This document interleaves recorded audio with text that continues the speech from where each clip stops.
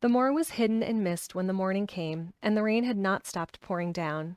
There could be no going out of doors. Martha was so busy that Mary had no opportunity of talking to her. But in the afternoon she asked her to come and sit with her in the nursery. She came bringing the stockings she was always knitting when she was doing nothing else. "What's the matter with thee?" she asked as soon as they sat down. "Thou looks as if thou'd something to say." I have found out what the crying was," said Mary. Martha let her knitting drop to her knee and gazed at her with startled eyes. "Thou hasn't!" she exclaimed. "Never!" "I heard it in the night," Mary went on, "and I got up and went to see where it came from. It was Colin. I found him." Martha's face became red with fright. Miss Mary," she said, half crying, "thou shouldn't have done it. Thou shouldn't. Thou'll get me in trouble. I never told thee nothing about him. But thou'll get me in trouble. I shall lose my place, and what'll mother do?" "You won't lose your place," said Mary. "He was glad I came. We talked and talked, and he said he was glad I came."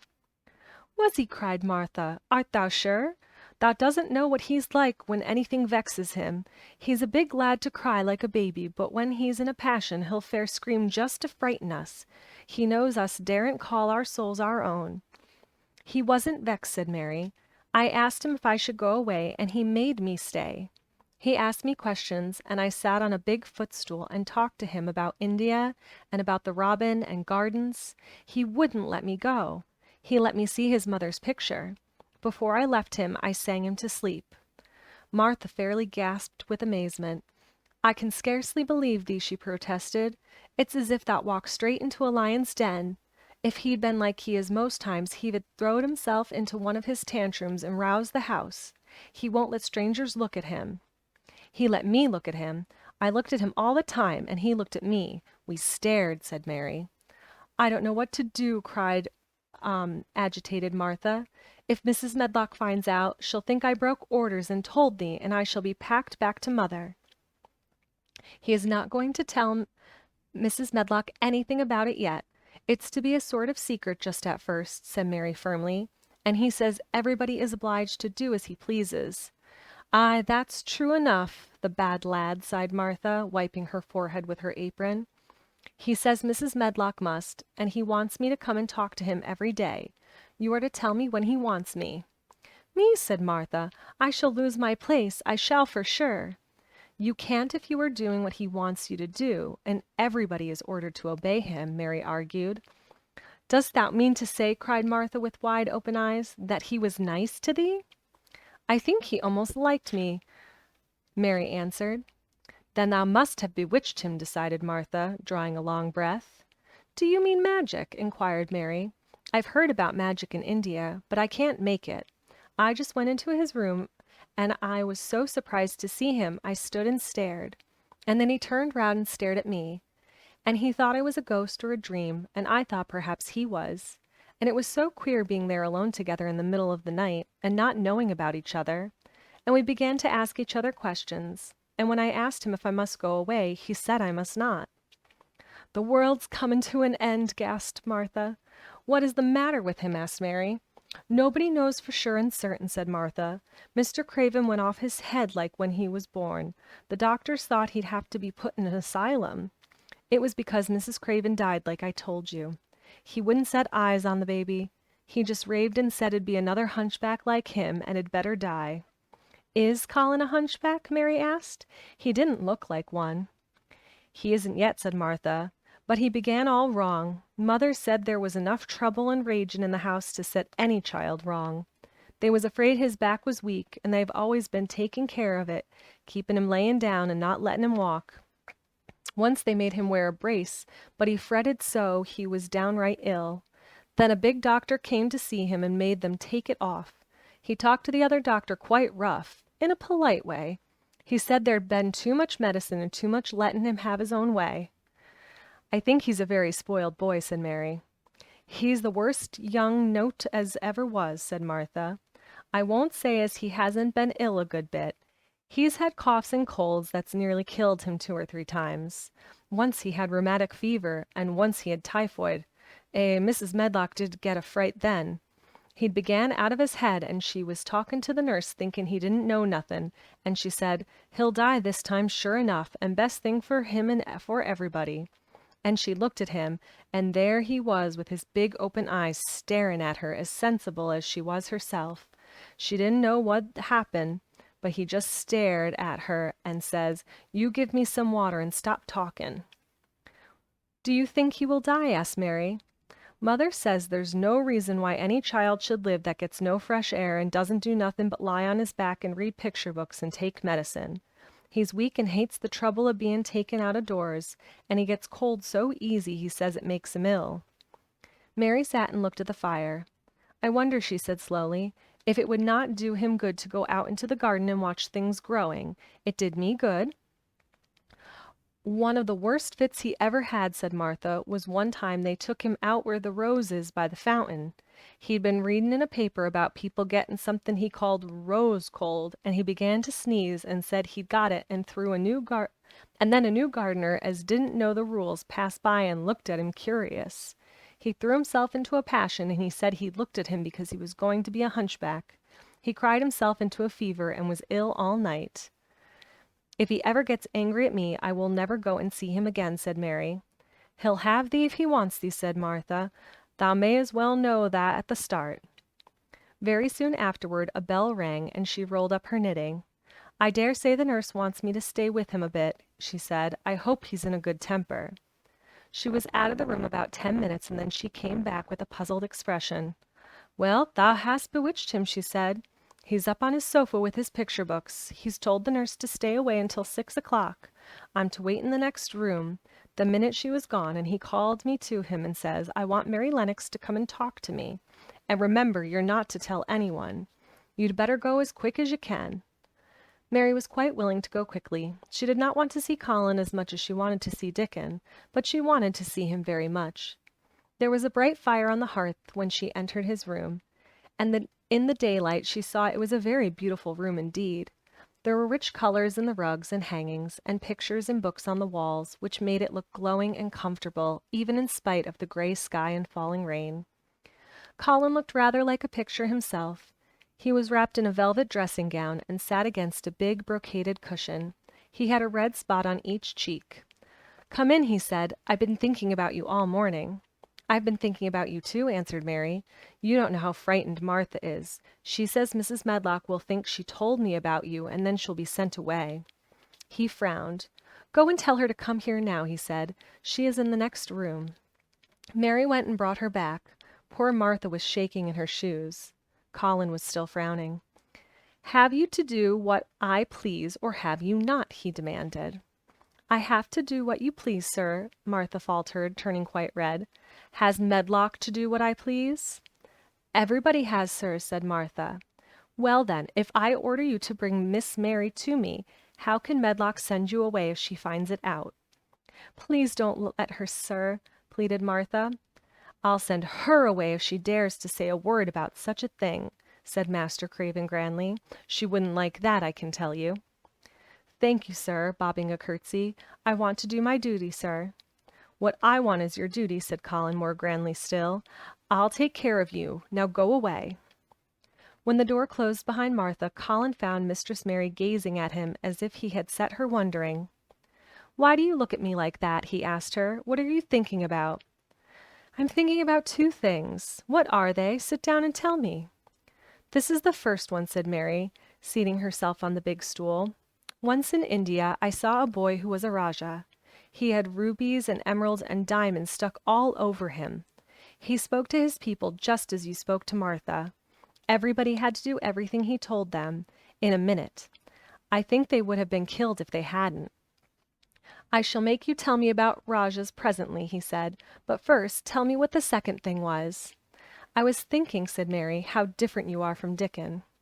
"Who is Dickon?" he said. "What a queer name."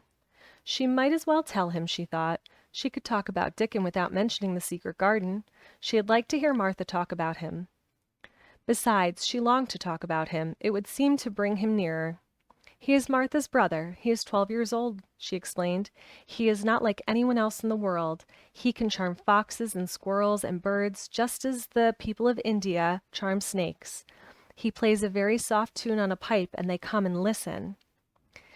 There were some big books on the table at his side, and he dragged one suddenly toward him.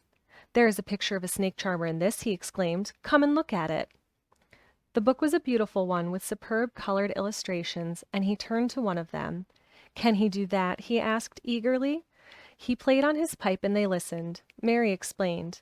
"But he doesn't call it magic. He says it's because he lives on the moor so much, and he knows their ways. He says he feels sometimes as if he was a bird or a rabbit himself. He likes them so. I think he asked the robin questions. It seemed as if they talked to each other in soft chirps." Colin lay back on his cushion, and his eyes grew larger and larger, and the spots on his cheeks burned. "Tell me some more about him," he said. "He knows all about eggs and nests," Mary went on, "and he knows where foxes and badgers and otter live. He keeps them secret so that other boys won't find their holes and frighten them. He knows about everything that grows or lives on the moor." "Does he like the moor?" said Colin. "How can he when it's such a great, bare, dreary place?" "It's the most beautiful place," protested Mary. "Thousands of lovely things grow on it, and there are thousands of little creatures all busy building nests and making holes and burrows, and chippering or singing or squeaking to each other. They are so busy and having such fun under the earth or in the trees or heather. It's their world." "How do you know all that?" said Colin, turning on his elbow to look at her. "I have never been there. I've never been there once, really," said Mary, suddenly remembering. "I only drove over it in the dark. I thought it was hideous. Martha told me about it first, and then Dickon. When Dickon talks about it, you feel as if you saw things and heard them, and as if you were standing in the heather with the sun shining and the gorse smelling like honey, and all full of bees and butterflies." "You never see anything if you're ill," said Colin restlessly. He looked like a person listening to a new sound in the distance and wondering what it was. "You can't if you stay in a room," said Mary. "I couldn't go on the moor," he said in a resentful tone. Mary was silent for a minute, and then she said something bold. "You might sometime." He moved as if he were startled. "Go on the moor? How could I? I'm going to die." "How do you know?" said Mary unsympathetically. She didn't like the way he had of talking about dying. She did not feel very sympathetic. She felt rather as if he almost boasted about it. "Oh, I've heard it since I remember," he answered crossly. "They are always whispering about it and thinking I don't notice. They wish I would, too." Mistress Mary felt quite contrary. She pinched her lips together. "If they wished I would," she said, "I wouldn't. Who wishes you would?" "The servants, and of course Dr. Craven, because he would get Misselthwaite and be rich instead of poor. He daren't say so, but he always looks cheerful when I am worse. When I had typhoid fever, his face got quite fat. I think my father wishes it too." "I don't believe he does," said Mary quite obstinately. That made Colin turn and look at her again. "Don't you?" he said. And then he lay back on his cushion and was still, as if he were thinking. And there was quite a long silence. Perhaps they were both of them thinking strange things children do not usually think of. "I like the grand doctor from London because he made them take the iron thing off," said Mary at last. "Did he say you were going to die?" "No." "What did he say?" "He didn't whisper," Colin answered. "Perhaps he knew I hated whispering. I heard him say one thing quite aloud. He said the lad might live if he would make up his mind to do it. Put him in the humor. It sounded as if he was in a temper." "I'll tell you who would put you in the humor, perhaps," said Mary, reflecting. She felt as if she would like this thing to be settled one way or the other. "I believe Dickon would. He is always talking about live things. He never talks about dead things or things that are ill. He's always looking up in the sky to watch birds flying or looking down at the earth to see something growing. He has such round blue eyes, and they are so wide open with looking about, and laughs such a big laugh with his wide mouth, and his cheeks are as red as cherries." She pulled her stool nearer to the sofa, and her expression quite changed at the remembrance of the wide curving mouth and wide open eyes. "See here," she said, "don't let us talk about dying. I don't like it. Let us talk about living. Let us talk and talk about Dickon. And then we will look at your pictures." It was the best thing she could have said. To talk about Dickon meant to talk about the moor and about the cottage and the 14 people who lived in it on 16 shillings a week, and the children who got fat on the moor grass like the wild ponies, and about Dickon's mother and the skipping rope, and the moor with the sun on it, and about pale green points sticking up out of the black sod. And it was all so alive that Mary talked more than she had ever talked before, and Colin both talked and listened as he had never done either before. And they both began to laugh over nothing as children will when they are happy together. And they laughed so that in the end they were making as much noise as if they had been two ordinary, healthy, natural 10-year-old creatures instead of a hard little unloving girl and a sickly boy who believed that he was going to die. They enjoyed themselves so much that they forgot the pictures and they forgot about the time.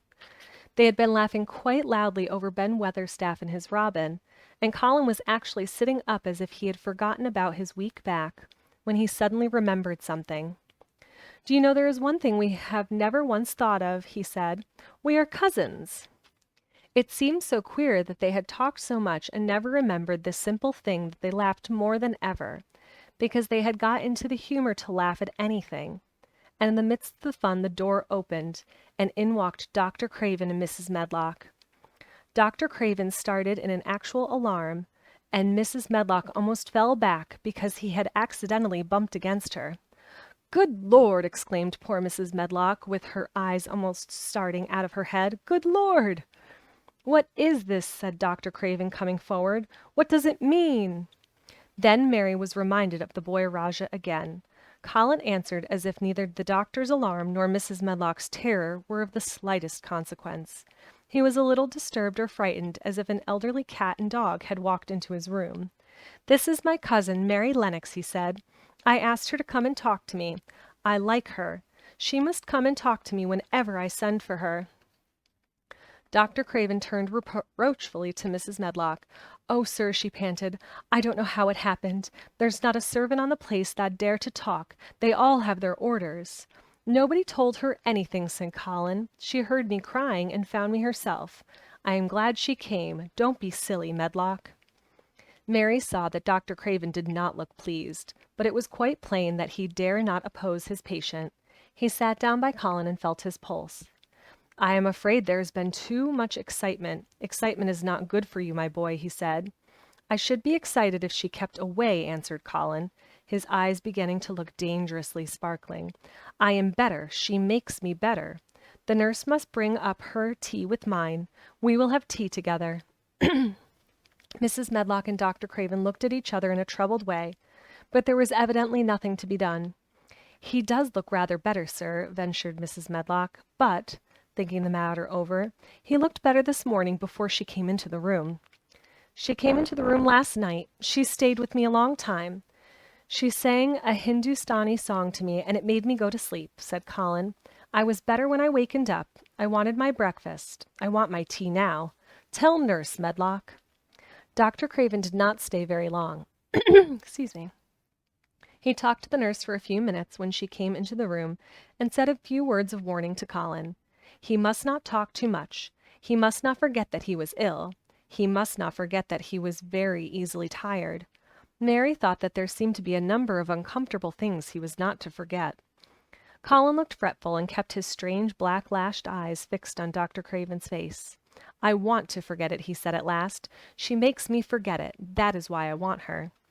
Dr. Craven did not look happy when he left the room. He gave a puzzled glance at the little girl sitting on the large stool. She had become a stiff, silent child again as soon as he entered, and he could not see what the attraction was.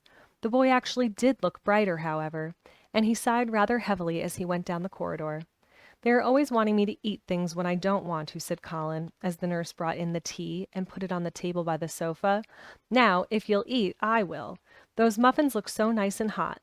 Tell me about Rajahs."